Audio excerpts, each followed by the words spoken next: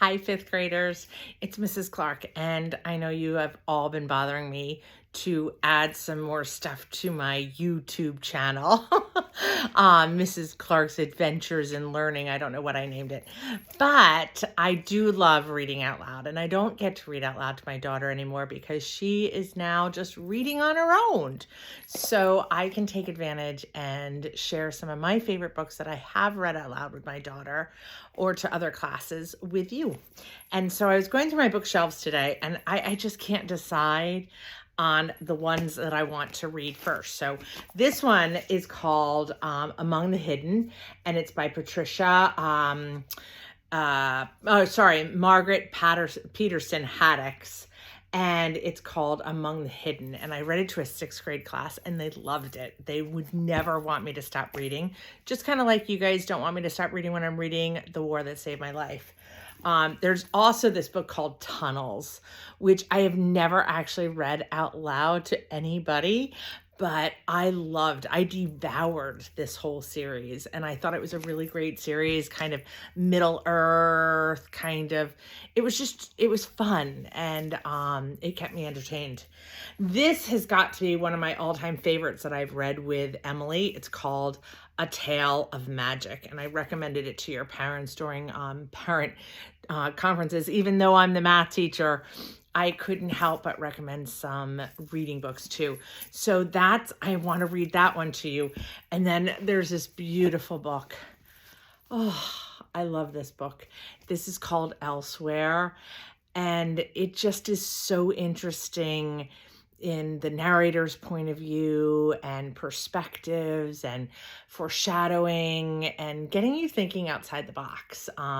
So that might be one, but I have to make a decision for today.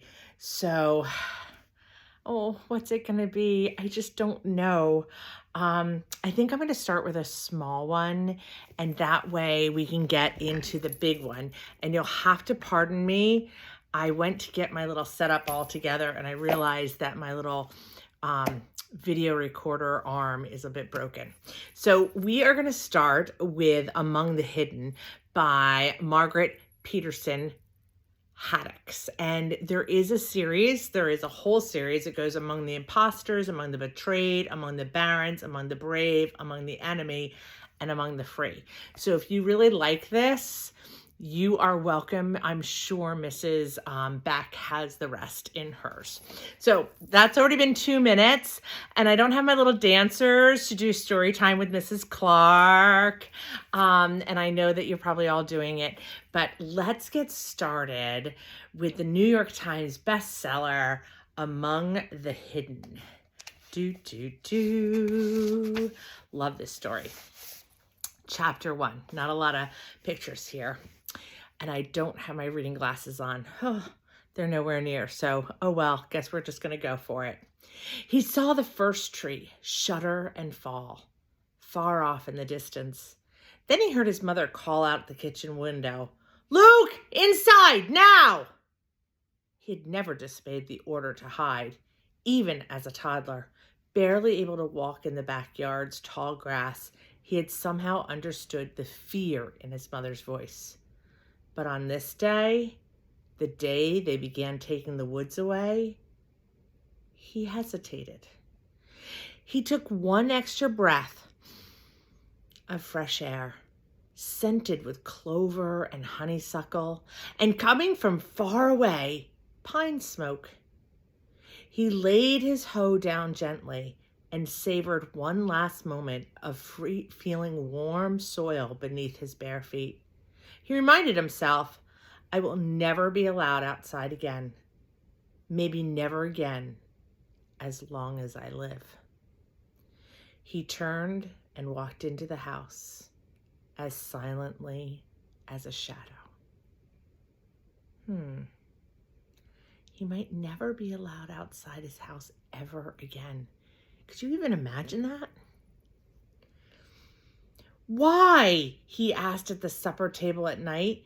It wasn't a common question in the Gardner house. There were plenty of hows, how much rain the backfield get, how's the planting going, even what's. What did Matthew do with the 5/16 wrench? What's Dad going to do about the busted tire? But why wasn't considered much worth asking. Luke asked again, "Why'd you have to sell the woods?" Luke's dad harumphed and paused in the midst of shoveling forkfuls of boiled potatoes into his mouth. "Told you before, we didn't have a choice. Government wanted it. You can't tell the government no." Mother came over and gave Luke's shoulder a reassuring squeeze before turning back to the stove. They had defied the government once, with Luke. That had taken all the defiance they had in them, maybe more. "We wouldn't have sold the woods if we hadn't had to," she said, ladling out thick tomatoey soup. "The government didn't ask us if we wanted houses there." She pursed her lip as she slid the bowls of soup onto the table. "But the government's not going to live in the houses," Luke protested. At 12, he knew better, but sometimes still pictured the government as a very big, mean, fat person, 2 or 3 times as tall as an ordinary man, who went around yelling at people. "Not allowed, stop that." It was because of the way his parents and older brothers talked. "Government won't let us plant corn there again. Government's keeping the prices down. Government's not going to like this crop." "Probably some of the people who live in those houses will be government workers," Mother said. "It'll be all city people."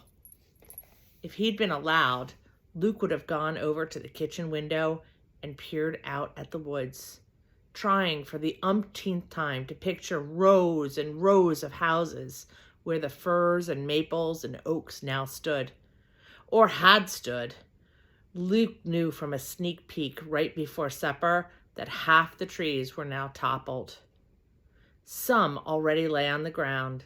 Some hung at weird angles from their former lofty positions in the sky. Their absence made everything look different, like a fresh haircut exposing a band of untanned skin on a forehead. Even from deep inside the kitchen, Luke could tell the trees were missing because everything was brighter, more open, scarier. And then, when those people moved in, "I have to stay away from the windows?" Luke asked, though he knew the answer. The question made Dad explode. He slammed his hand down on the table. "Then! You gotta stay away now!" Everybody and his brothers going to be trampling around back there to see what's going on. They'll see you. He waved his fork violently.